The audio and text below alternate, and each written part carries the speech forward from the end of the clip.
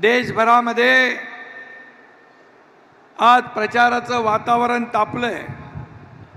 राज्यातलं देखील तापमान 40च्या पुढे गेलंय आणि 4 तारखेला महाराष्ट्राचा पारा 45 पार होईल आणि देशातला 400 पार।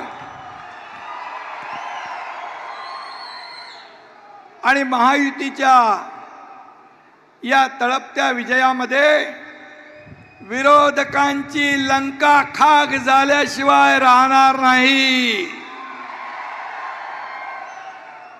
आणि काय होणार? तुतारीची काय होणार? पिपाणी।